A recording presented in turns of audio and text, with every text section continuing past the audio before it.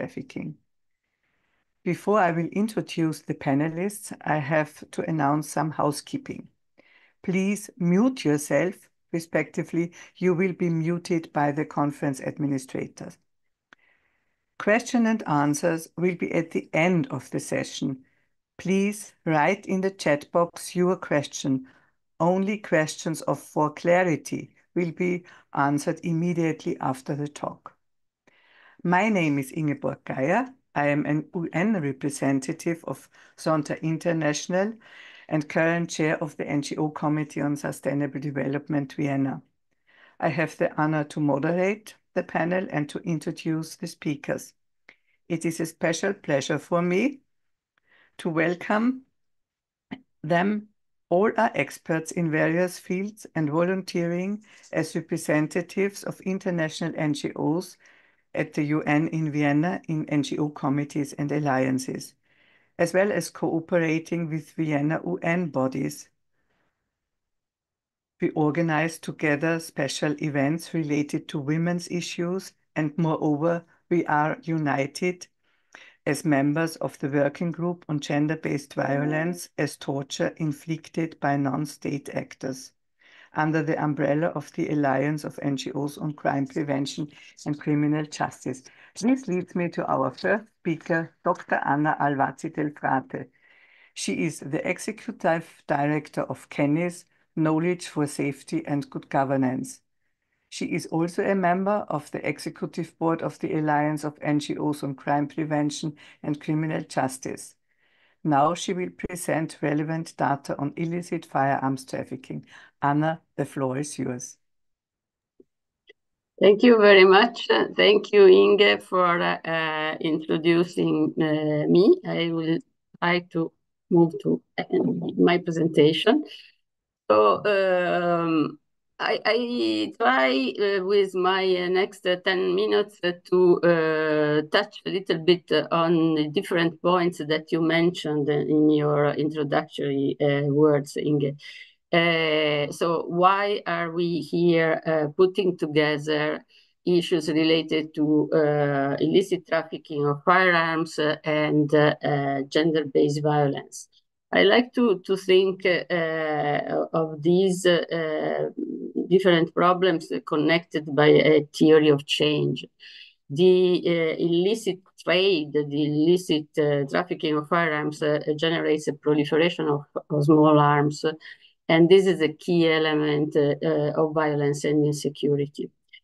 So the focus of the firearms protocol, that is a key pillar of the UN Convention Against Transnational Organized Crime, is the prevention of diversion, is the prevention of the illicit manufacturing and illicit trafficking of firearms. So preventing the diversion is really the beginning of a better arms control that results ultimately in a reduced risk of misuse of arms. And this should result in reduced negative impacts for all, for men and women, and this prevents also gender-based violence. I would like to introduce the concept of gender-based violence a bit, because as we know, it is not the same as violence against women, but gender-based violence is most frequently committed by men against women. So what we have in the CEDAW now in the General Recommendation 35 is a good definition of gender-based violence against women. So a particular form that is really violence that is directed against a woman because she is a woman. And so this also means that affects women disproportionately. The serious episodes of gender-based violence may involve firearms. Very frequently, firearms are not are used just as a threat, as a means for coercion and for intimidation. And the most serious form is the gender-related killing of a woman, that is called the femicide. You may have heard about femicide. And this terminology dates back to 1976, when it was used for the first time by Diana Russell during a hearing in the US, where she used this word that is similar to genocide. She mentioned femicide as the killing of females by males because they are female. So now we have several countries that are recognizing femicide in domestic laws. We will hear more about these issues and how this also relates to the prevention of misuse of firearms in this context. As regards the numbers, it is important to know that the number of femicides is not the same as the number of female victims of homicide. So it is out of a total of approximately 92,000 women and girls killed. There were 22,000 female killed victims of homicide by firearms. So this is 1 out of 4 of the women killed.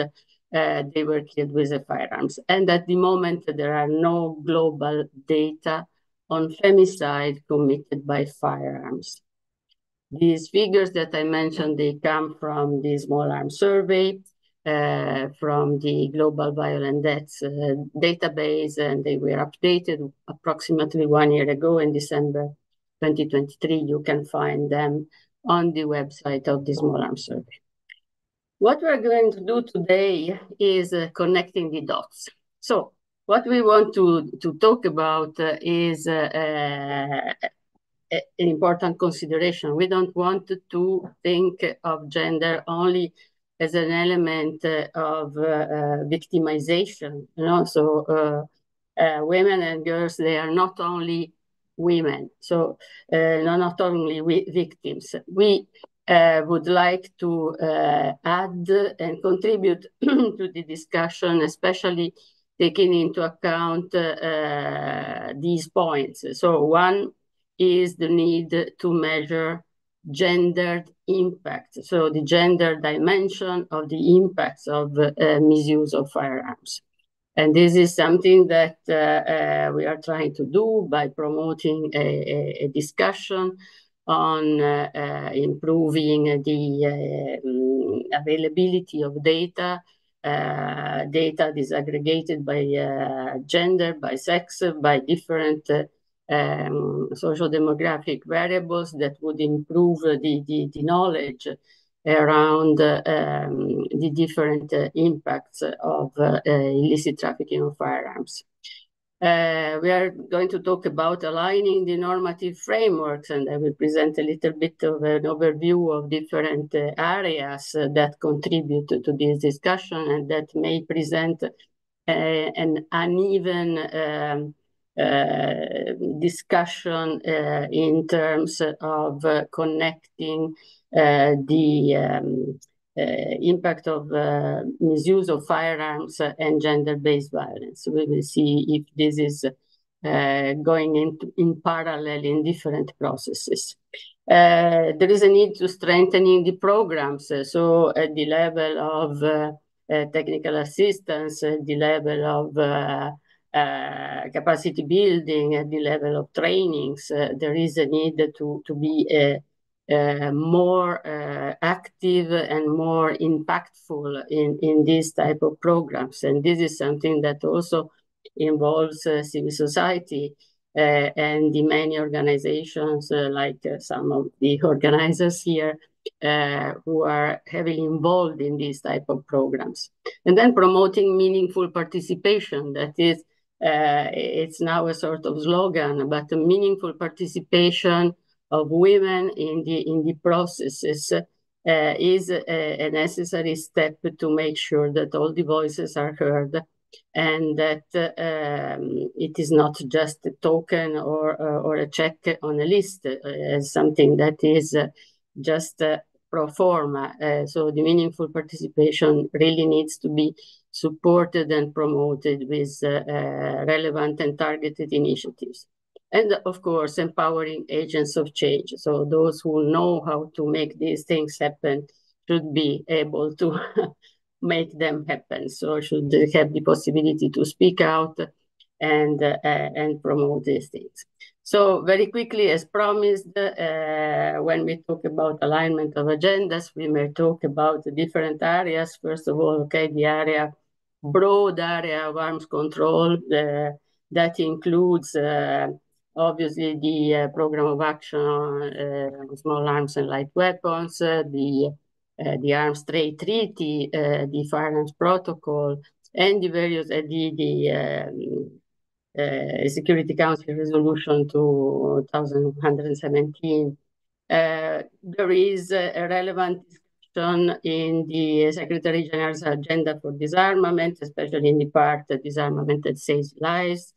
There is the Women, Peace and Security agenda that has now finally introduced wording on firearms. And so it is a process in the direction of acknowledging the impact of firearms in this process. The CEDAW with the General Recommendation 35 that is now mentioning firearms and introducing specific measures that would be quite important and missing at the moment in the discussion on violence against women. There is the Sustainable Development Goal Agenda 2030 with the specific target on illicit firearms flows, reducing illicit firearms flows, but the broader goals 5 and 16 as regards the reduction of violence. And finally, also the humanitarian action with the World Humanitarian Summit and its follow-up. With this, I have finished, and my colleagues obviously will get much more into detail in the next parts. Thank you very much. Thank you, Anna, for this compact and so structured overview of what we are talking about. And I want to thank you and introduce our next speaker. She has joined us on a very short notice, and we are very thankful that Ana Paula Oliveira could take over the part of connecting the dots to international legislation, the implementation in regional and national legislation, and last but not least, in transformation into guidelines and policies on all levels, as just mentioned before. She is joining us today from Canada. Good morning. You are in a hotel and have low internet connection. Ana Paula Oliveira is an independent consultant and affiliate expert at CANIS, Knowledge for Safety and Good Governance. Anna, the floor is yours. Thanks so much, Inge. Good morning, good afternoon, everyone. Thanks for the organizers for inviting me to present at this event today. As Inge mentioned, I have low internet connection. If I'm starting to break down, please, Inge, let me know and I'll close off my camera. My presentation today will focus on the connection between firearms-related gender-based violence, in particular against women and girls, in the context of organized crime, underscoring the importance of connecting these dots, as Anna was mentioning in her presentation. As we know, gender equality and non-discrimination against women and girls is central to the work of the international community. It's enshrined in several instruments, such as the CEDAW Convention, as Anna was mentioning, as well as the Sustainable Development Goals 5.2, 16.4. So in the firearms, in the 16. Yet, despite these frameworks, the gender approaches to combating transnational organized crime and its relationship with the illicit firearms trafficking are often lacking. A recent research that I was involved with, the Global Initiative Against Please turn off your camera. Emphasized this point, the efforts to address transnational organized crime. So as I mentioned, a recent research that I was involved with the Global Initiative Against Transnational Organized Crime emphasized that those efforts to address transnational organized crime often overlook women's perspective, in particular in three main areas. One, the drivers to women's participation and the role they play within criminal groups. That can be gender specific, the differentiated ways women are affected by different criminal markets, and including firearms markets, and the crucial role women's led organization play in countering organized crime, which is often underfunded and underappreciated. So how does it relate to firearms related GBV in transnational organized crime context? This research has found that the violence women face within criminal environments mirrors the gender discrimination and violence they experience elsewhere in society. So patriarchal norms and its intersection with other factors of discrimination, such as race, age, social inequalities, exacerbate the risks women face to gender-based violence in areas controlled by organized crime. In these settings, it's found that cultural gang norms embedded in hypermasculinities create conditions that expose women and girls to violence and abuse. GBV at home is also a factor that drive women into gangs, for example, as a way to find protection from abuse, which often expose them to re-victimization. And firearms, as Anna was mentioned as well in her presentation, play a significant role in this violence. Not only firearms is a key commodity for organized crime, it's also a tool to exert coercion, to exert power, and this, of course, also interplays with women and girls. The mere presence of a firearm increases the risk of death and serious injury for victims. This can be manifested in intimate partner violence, in femicide, as we heard, as well as in coercion. In fact, Anna spoke about femicide, but femicide and violence against women broadly in transnational organized crime context is a largely underreported phenomenon. This leads me to another point, which is the fact that women are more likely to fear retaliation and face stigma to report and seek for protection in the criminal context. The influence perpetrated by criminal networks may exacerbate those feelings, keeping women and girls silent and making their experience even more invisible, normalized, and away from the institutions designed to protect them.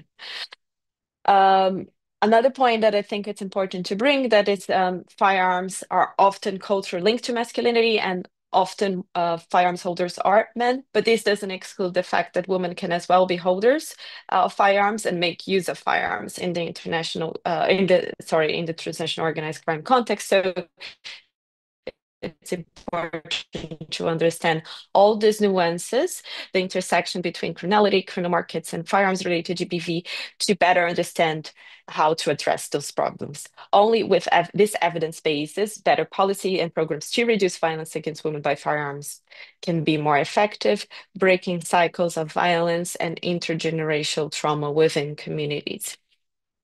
A comprehensive approach then would include crime prevention, gun control, and GBV prevention, addressing the interplay between the legal and illicit firearms use in the acts of violence.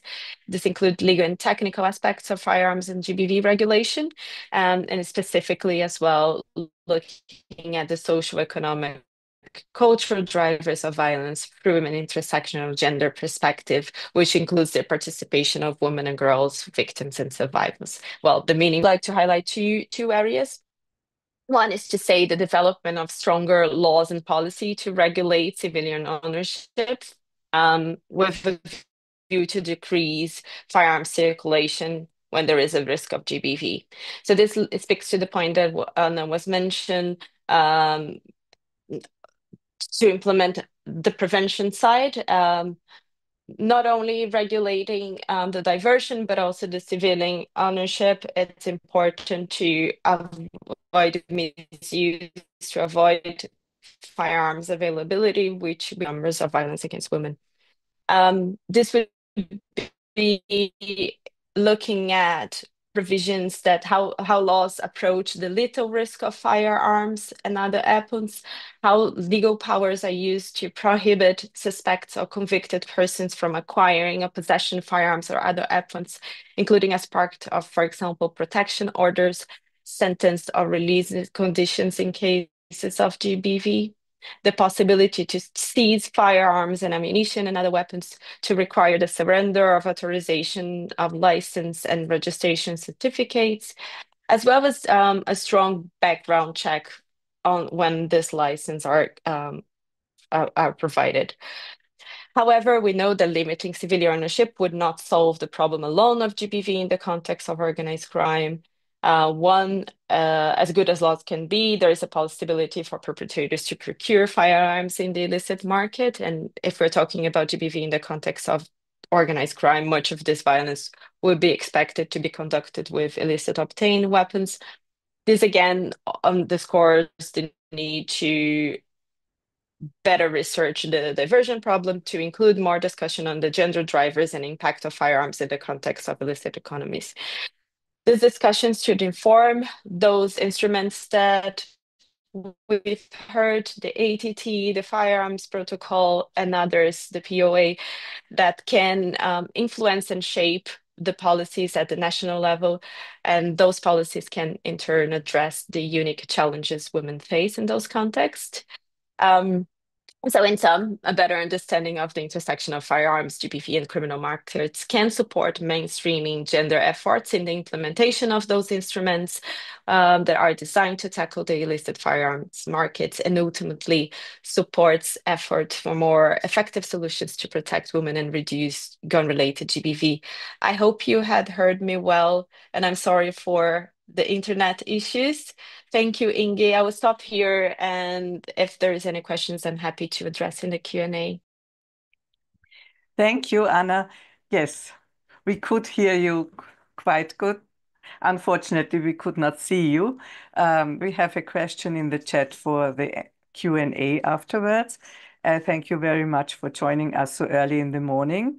And this leads to our last speaker. This is Rosa Logar. She is International Board Member of Women's International League for Peace and Freedom, WILPF, and she chairs the WILPF Austria organization. She is an international expert on gender equality, the prevention of violence against women, and domestic violence and feminist peace are on her agenda. Rosa is the perfect person. She doesn't like to hear that, I know, but with her expertise in both fields, she will connect violence, women, armed conflicts, and peace. Rosa, the floor is yours.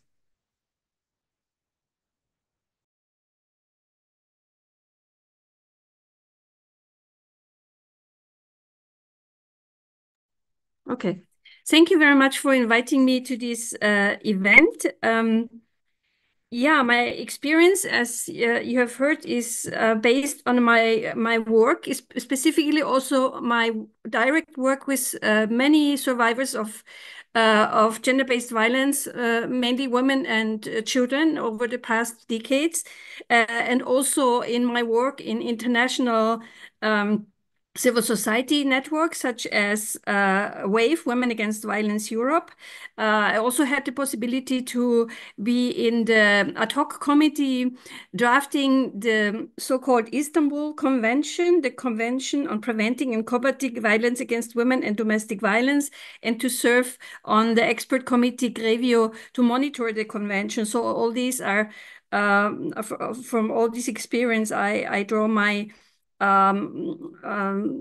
presentation. And also, as Inge has said, I'm a member of Women's International League for Peace and Freedom, and work for this organization for a few years now in Austria and internationally. Yeah, WILPF, I would say, is an example of what can we do in this field. It's a civil society, women's civil society organization. It was founded in 1915. It's the oldest women's peace organization globally. You can also see here the link to the website, to the international website. WILPF is working in many different fields of work, not directly in organized crime, but all the work is, of course, also connected to organized crime. It's working in analyzing and understanding the root causes of war, of disarmament, prevention of armed conflicts and war, women, peace and security, human rights and climate justice, and the connection between these fields. You might know that WILPF has a very excellent disarmament program. It's called Reaching Critical Will. It's situated in New York. You find the homepage also on my presentation. And they work in several areas of disarmament, from nuclear disarmament to the Arms Trade Treaty.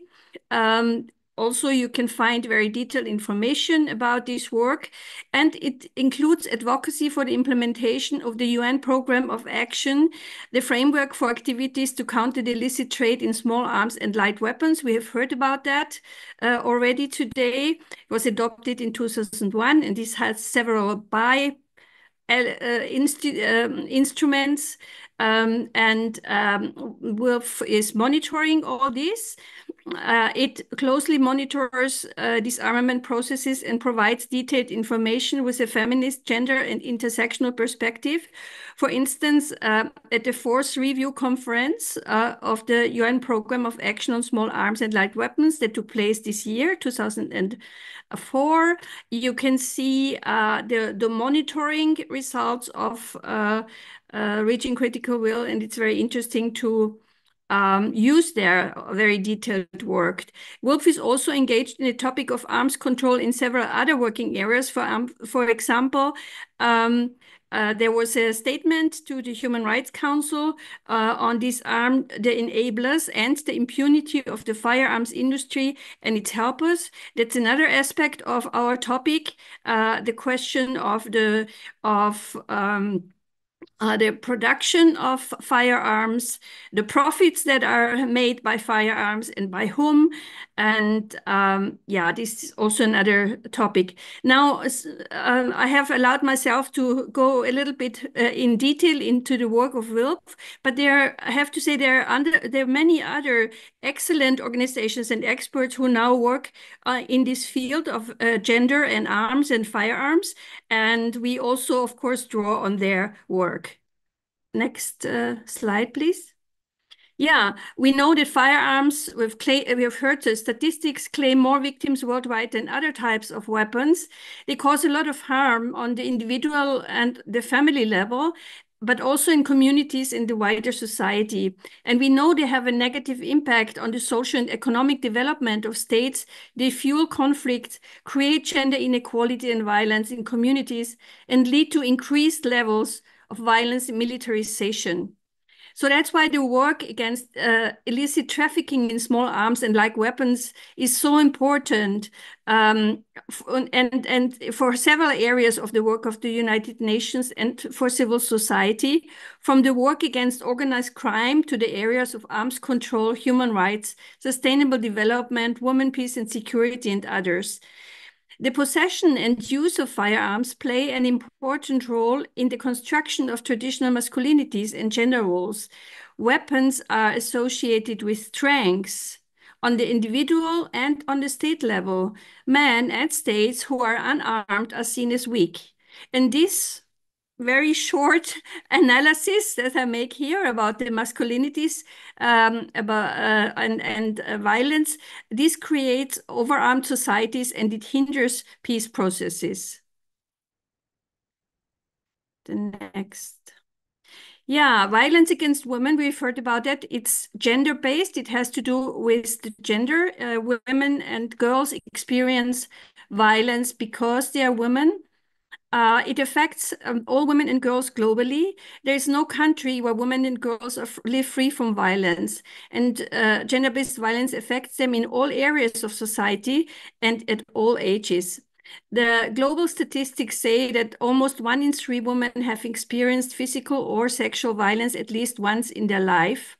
And this violence is often perpetrated by current or former intimate partners. You have a link here also to the global database of UN Women. Gender-based violence, of course, intersects with other forms of discrimination, and it needs an intersectional approach as well as the recognition of different genders and their impacts. Men are more at risk of being injured or killed by firearms. That's what the statistics clearly say. To be killed or also to commit suicide, that's another aspect of a problem of firearms. You can also kill yourself with it. We have high numbers globally also of suicide. It happens in conflict and non-conflict settings. And this shows the patriarchal structure and traditional gender norms of masculinity, and they are dangerous. They can kill. They kill women and girls, but they also kill men, of course. And so it's all the feminist and gender-specific analysis is very important for all genders, so to say. Women and girls are the majority of victims in partner and family violence. And here I want to give you some example from my work with the survivors.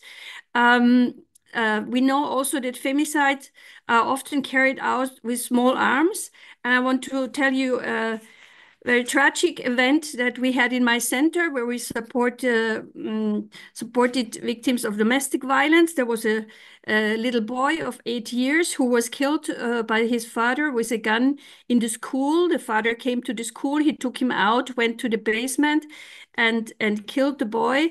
A few days before, he had been reported to the police, to the authorities, because he had threatened to kill his wife and the 2 children.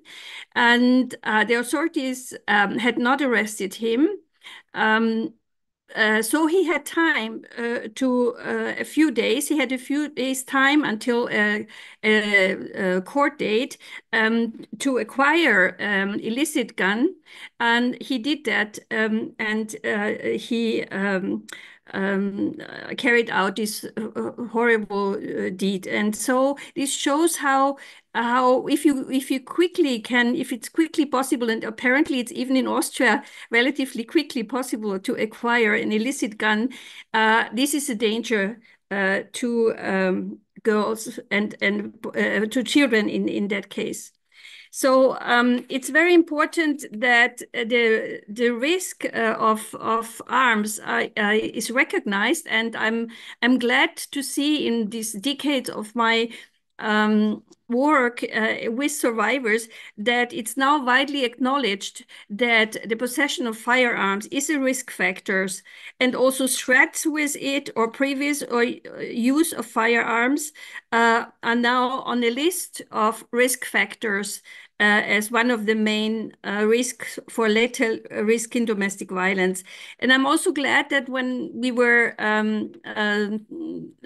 when we created the Istanbul Convention, when we drafted the Istanbul Convention, that we put in an article that the assessment of lethal risk and the seriousness of the situation and the risk of repeat violence has to be managed by all relevant authorities, and that the assessment must duly take into account at all stages of the investigation the fact that the perpetrator possesses or has access to firearms. So that was a major step on the European level, also to recognize that in domestic violence, we have to look at the problem of firearms, illicit or regular. Now I come to I don't know if Inge allows me to go through yes, she does. Some recommendations, they are of course not exhaustive, and there are many experts out there who have also created a lot of recommendations and measures how to improve the situation, how to better implement what we have already achieved in terms of integrating gender into our legal norms and into international conventions. But we have to further explore and address the intersecting issue of harmful gender norms and stereotypes, especially violent masculinities, in the area of firearms control and proliferation. And this is not something that is so easy, because we see in the negotiations of the state parties, for instance, that there's very little understanding, for instance, about the concept of violent masculinities, and there's a lot of resistance also to understand, and also to understand the concept of gender, as we know. But we have to continue this path. We have to recognize that both illicit and regulated arms transfers have devastating impacts on women and girls. We have to ensure the equal, we have heard that already from Anna, the full, equal, meaningful, safe, and effective participation of women, which it's worded very nicely in the documents, of women, but also of other marginalized groups in the work against organized crime, disarmament, and arms control, as well as in all security processes, including in technical roles also. It's important that we address violence against women and domestic violence, but also other forms of gender-based violence affecting LGBTI and other communities in all security policies and on a national, regional, and international level. Security often is defined and is in many countries defined as mainly military security and armed security. We have to think about other concepts of social, economic, or ecological security. And we have to recognize and address severe forms of violence, such as non-state torture. The creation of synergies between the work in different areas, from the fight against organized crime to the implementation of the SDGs, the Women, Peace and Security agenda, anti-human rights agenda, and other relevant areas is also important for future strategies. And of course, to improve the data collection on gender-based violence, including the use of firearms. We often don't know how violent acts are carried out now.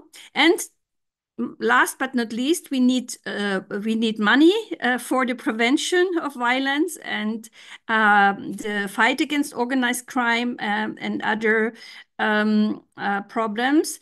So our suggestion is to reduce military spending. I know it's not very popular at the moment because military spending is rising, but we firmly think in WOLF that military spending has to be reduced and sufficient funding has to be provided to the work against organized crime, for disarmament and peace processes, including for the work of women's civil society organizations.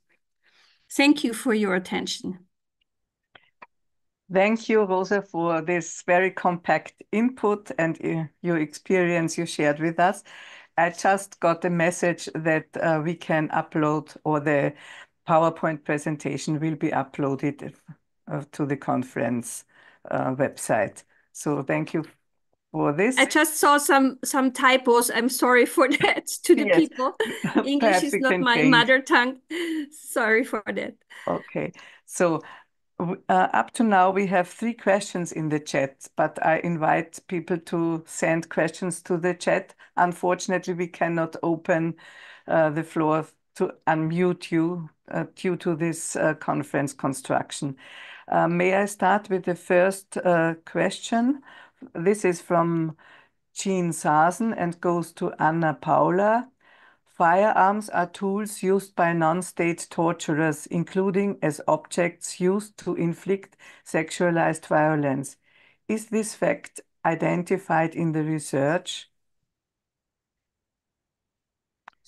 Inge, I think there were two questions related to the research. I can reply both of them. In relation to firearms being used as a tool to sexual violence, we didn't go into detail on this research that I conducted with the Global Initiative on analyzing what were the means.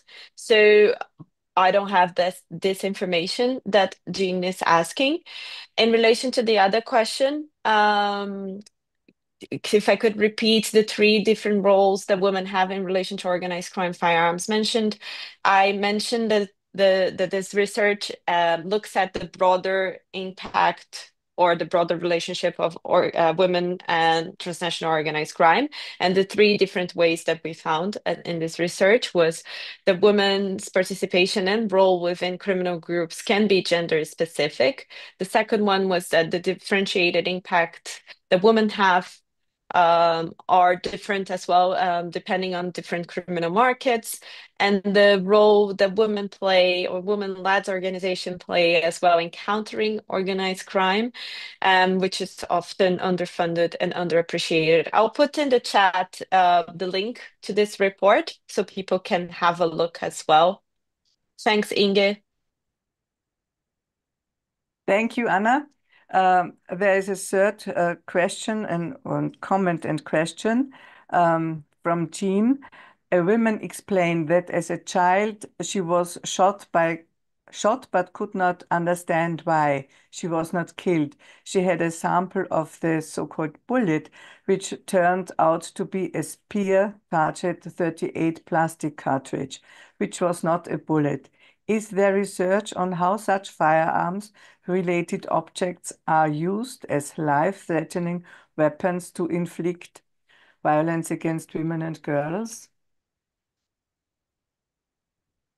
Who would like to answer? Yes, I can say something, and thank you, Ginny, for the question, because this is really a very important point that I mentioned at the beginning, that firearms are very often and most frequently used just to reinforce the power, that is used in committing violence against women. We shouldn't forget that violence against women is not only physical. There is an important role of psychological violence, and of course there is the third component, that is sexual violence. So firearms play different roles in committing these three types of violence, and in general they are used to threaten and to intimidate the victim. There may be also a sort of sadistic component that is, in the example that you make, making the victim suffer, but not to kill her. I think that there is some research. I remember research on the use of firearms displayed and used for threatening. I don't remember specifically any study that mentioned something, as you say, of this type of firearms used in sexual violence. I don't know exactly, but I think we can research that maybe in the working group. Thank you. Thank you, Anna. Rosa, do you have any comments to this? Yeah, probably mainly not to the issue of this type of gun or what is used for gun, but how important it is that we recognize that organized crime is not only mafia and related organizations, it's also other groups of people organizing to commit serious violence. It can be in a family setting, like the case that we have in the media all over now in France of serious and repeated rape. It can also be by groups of people coming together to abuse children, to restrict their freedom, to put to held them as hostages, and to carry out a level of violence that has to be called torture, because it's such severe forms of violence. And it's very important that we recognize this non-state torture, as it's also called in our work, and also by naming it explicitly, and the severeness of these crimes. Thank you, Anna. Anna Paula raised her hand.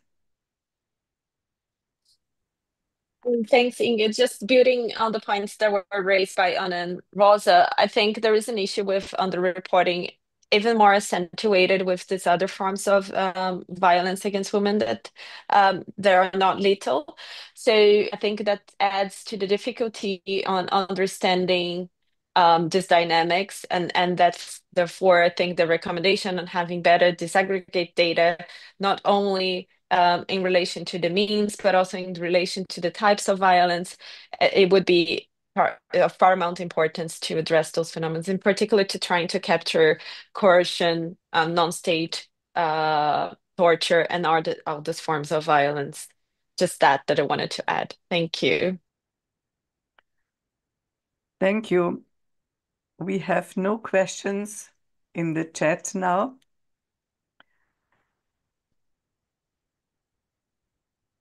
Should we go back?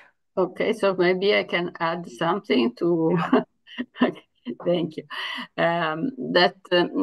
One thing that research has demonstrated is that connecting to what Anna Paula was saying about underreporting, is that women who report, then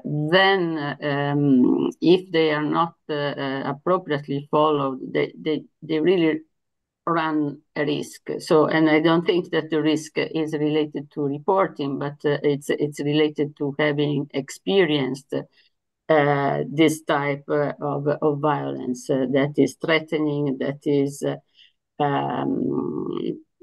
initial forms of domestic violence or violence against women.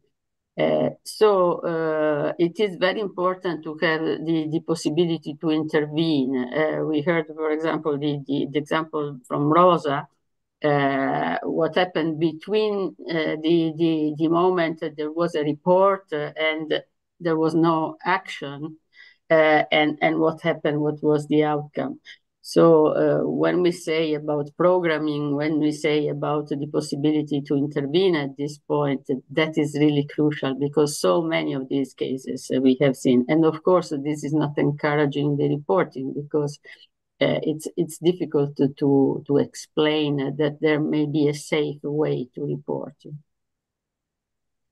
Yeah, if I may follow, or do you, Anna Paula? I absolutely agree with this, and the situation is even more difficult when it comes to organized crime, because the services and the people dealing with they don't always know that there is organized crime behind it, so they underestimate also the level of violence and the danger, which doesn't mean that normal, so to speak, normal domestic violence is not dangerous. We know that. I mean, a lot of femicides are carried out by husbands or ex-partners, but in organized crime, from my experience of many decades of working in our center to support survivors, the authorities are often afraid of the perpetrators even more, and sometimes also the services themselves are threatened and are in danger, and so we have to really invest much more into safety for the victims, for the survivors, but also safety for the people who help them or who try to help them, because we also have severe violent acts against people helping, especially in the area of organized crime, or severe and heavily gunned crime, so to speak, and also the protection is often not enough. As Anna has said, time is crucial. If you wait for a few days, you can give the perpetrator the possibility to carry out the deeds that he or she has threatened to carry out.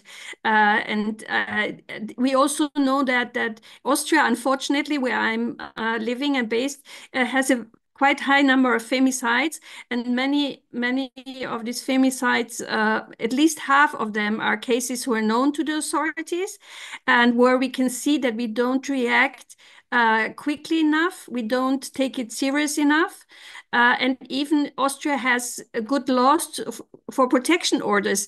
But if a perpetrator threatens to kill and has been violent before, it's not enough, for instance, to use a civil court protection order. You have to arrest such a person to prevent the escalation. And there we have weak points because the authorities sometimes think, okay, we sent him out of the house, and then the victims are safe. No, they are not. So there's a lot to do in terms of protection, and as we have heard, is directly connected to reporting, because if victims don't feel safe, why should they report?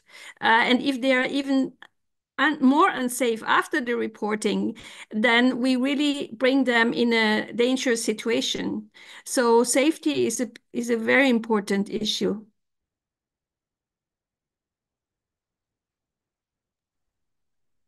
Yeah, thank you for this insights. I'm just thinking on this awareness raising in the neighborhoods and prevention violence by awareness raising everybody. And we have these special programs, Stop Nachbargewalt. I can't say it in English now, but I suppose there are more of this in other countries as with well. neighbors, with the Yeah. responsibility of neighbors. Yeah. Yeah, it's a community-based prevention program to involve the neighborhood. Yeah. And what I think the training of the police to understand how to talk with women who come again and again because they are afraid of their partners. I had the feeling that some of these cases were not treated in the correct way. You have more experience about that. I only read in the newspapers about things like that. The prevention and awareness raising and guidelines for police, is this sufficient? Anna Paula, I think I would like to listen to Anna Paula. She has raised her hand. Yeah. Oh, thanks, Rosa. No, I was just going to build on this point that Ing brought up, because I think that's one important point that we didn't go through so much in the presentations today. But I think there is a bias within the judiciary and within the police as well when tackling those type of cases. So I think those type of training and sensitization is important to taking the risk more serious, whether there is a presence of firearms or not. But of course, the presence of firearms increase the risk exponentially, as we heard. But removing this firearm is not sufficient, as we know as well, because there can be a means of substitution. So in cases there is protection order, you have to add other layers as well to protect the woman, be it a witness protection program, be it a shelter, or whatever there is in the national policy. So I think this connection between what Rosa has said and what you have said, Inges, is important to make sure that the system is well oiled to take care of the case from all parts of the problem. Not only the firearm is not the only problem, because if you remove it, the instrument, the perpetrator that wants to perpetrate the violence, they will find another way. So I think it has to come from different parts of the system as well. Rosa? Yeah. Thank you, Anna. There's another question in the chat from David Atwood. My link cut me off at a certain point, so I missed some of the input, so perhaps my question got covered. In case not, could Anna or others comment on how well they feel international disarmament arms control instruments are taking on board this gender dimension in the development of these institutions? Thanks. Anna, this is addressed to you. I can start, but I can cover a little bit, and I'm sure that Rosa has much more to add, and Anna Paula, of course. I wanted just to finish one little point, to add the two fingers to what has been said before, because the element of the important role of women in policy making, you know, also results in good policies and good programs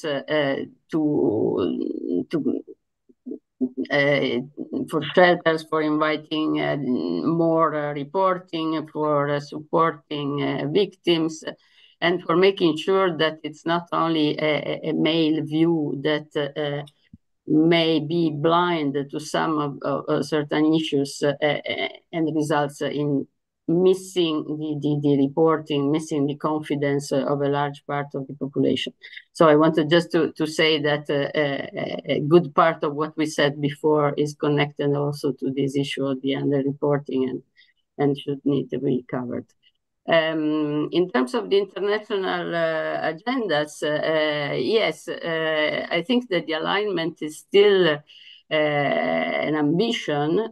We are still missing something. From the firearms side, I think that there has been an effort made to progressively include gender issues in the language, in outcome documents, and I think that we counted 34 mentions of gender in the RevCon 4 outcome document. That is quite a success.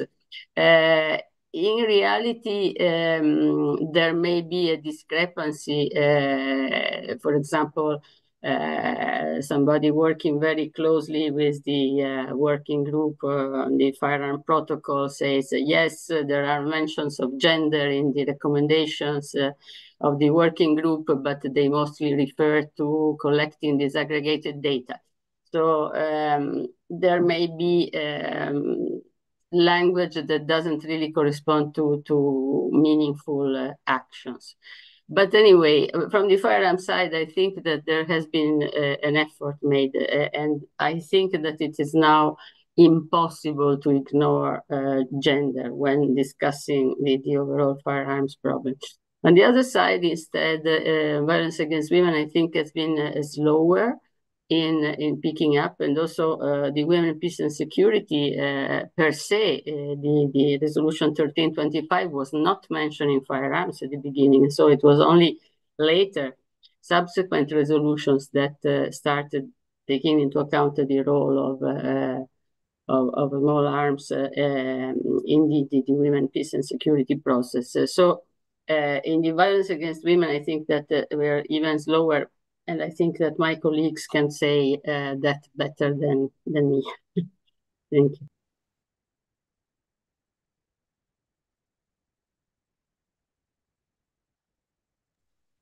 Yeah. Inge, yeah.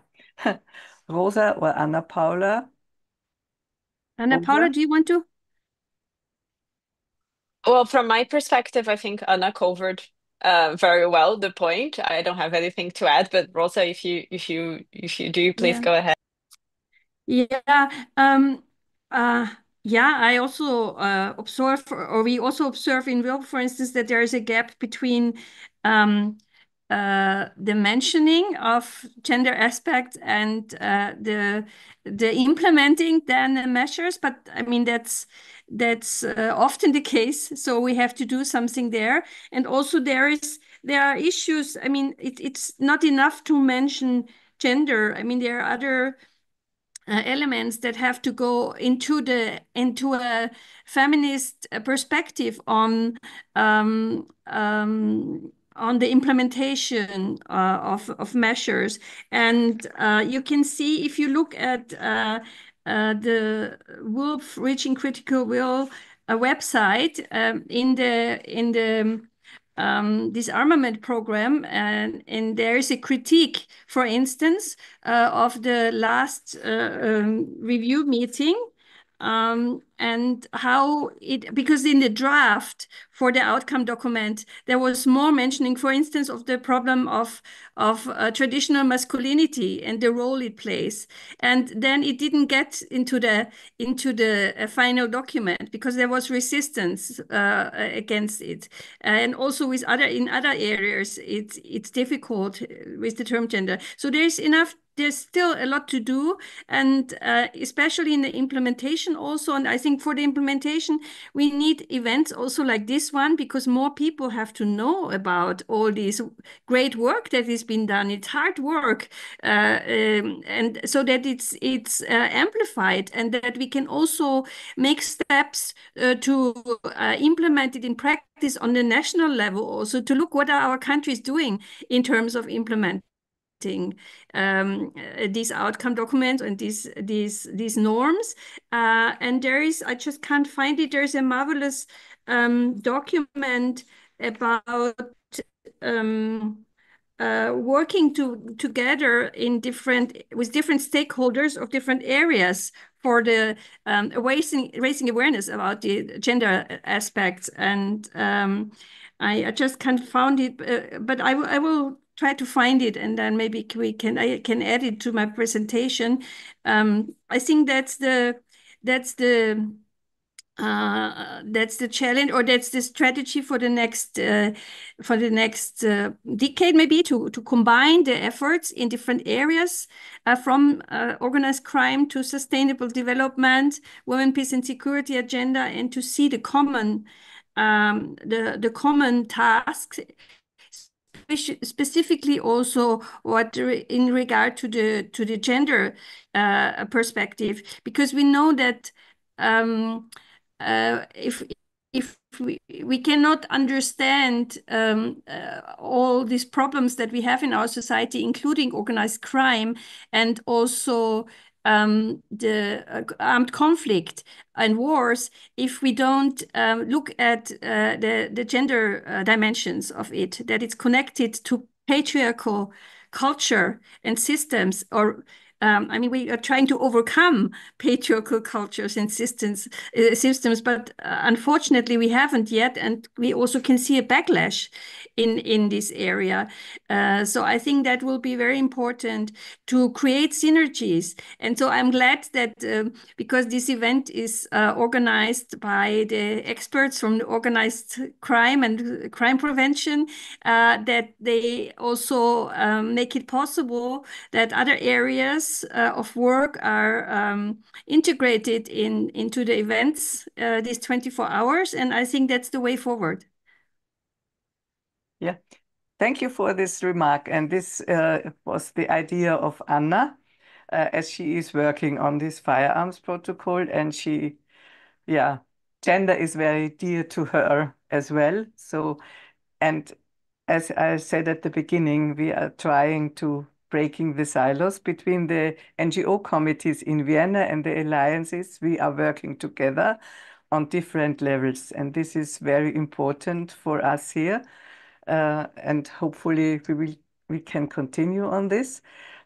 We still have 5 minutes, and we don't have any. Oh, we have a new question. Yeah, from Tino Michele. So sorry, my eyes are. I'm waiting for a. Do you want me to read it out? Yes, please. Yes, I can read it out. As someone who lives in the country with the world's highest femicide rate, being South Africa, which policy interventions are you able to recommend that will make a definitive impact upon gender-based violence rates, especially, and also femicide, especially since there have been several femicides committed by police officers and a severe lack of investigative frameworks and oversight regarding the evolving nature of the illicit firearms trade in the sub-Saharan region?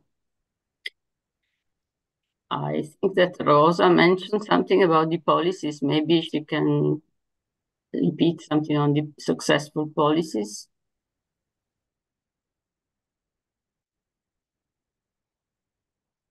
Rosa, you are muted. Thank you for this question. Yeah, it's unfortunately, I have to say, from my decades of experience, it's not something, there's nothing that we can quickly fix, so to speak. Countries have been trying to do that by introducing new laws, which is good, and it's often also, it doesn't cost so much, but the problems of violence in our societies, and specifically also of gender-based violence, are so deeply rooted that we have to do much more than introducing new laws.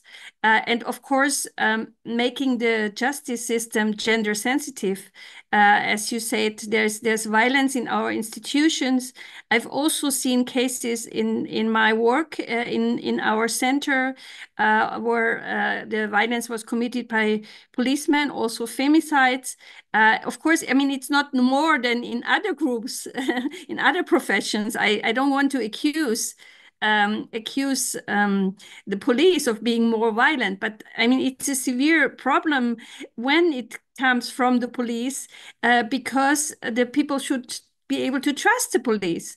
And so accountability is very important, as you are saying.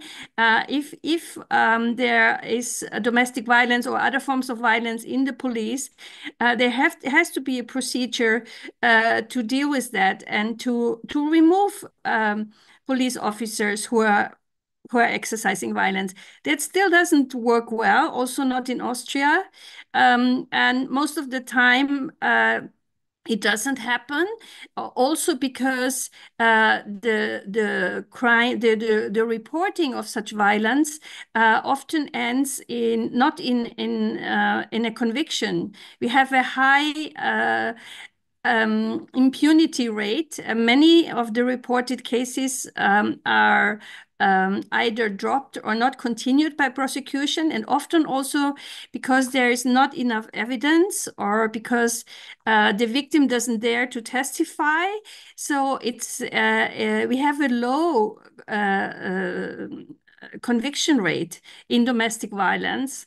I think that's also in every country, and that of course helps people who are violent, and also to keep their, like a police officer who wouldn't be convicted, he would eventually, even if he's suspended for a few weeks, maybe he will come back to the job, and he will be also dealing with domestic violence cases again. That's a big problem that I think many countries, from what I know, also from the reviewing of the Istanbul Convention, have not properly addressed yet. And I would say this is one area that we really have to look at, is accountability, and how the institutions react to violence, and if they are able, we have to also stop the re-traumatizing of victims in the system, which is quite a problem, because this phenomenon of victim blaming, maybe, yeah, it's still very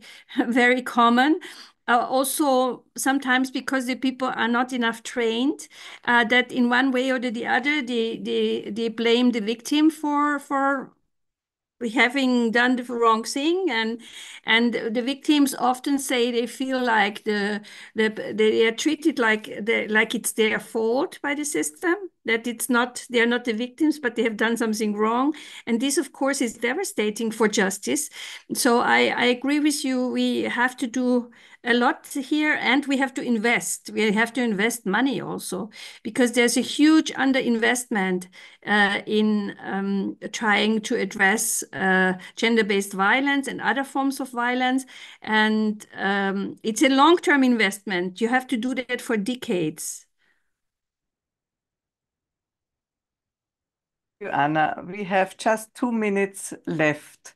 I would like to thank you all very much for this informative and so vivid talk, and would ask you for one sentence, for one takeaway before we close this meeting. Who want to start? I can say just that it's great to see different contexts, different backgrounds, and at least the alignment of some visions. And as Rosa said, let's continue this discussion open and contribute to meaningful participation.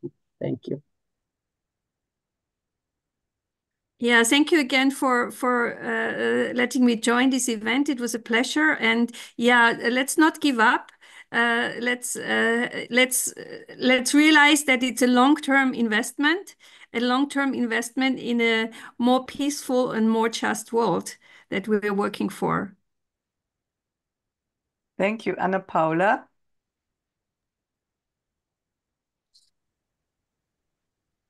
I guess this is my turn. Yes. I'm sorry, Rosa was breaking up a little bit for me, so I suppose my internet is not the best at the moment. But I think one key takeaway for me is the importance of keeping this discussion high on the agenda. So many times we see the agenda is deprioritized from the conversations in relation to organized crime, criminality. So I think from what we've heard today, it's important to always put this as high in the agenda and equally important to other issues related to criminal markets. So I guess I'll put this there. Thanks, Inge. Thank you all. Yes, and let us prioritize this topic together for next events. And thank you all for participating in this first talk of this 24 hours conference.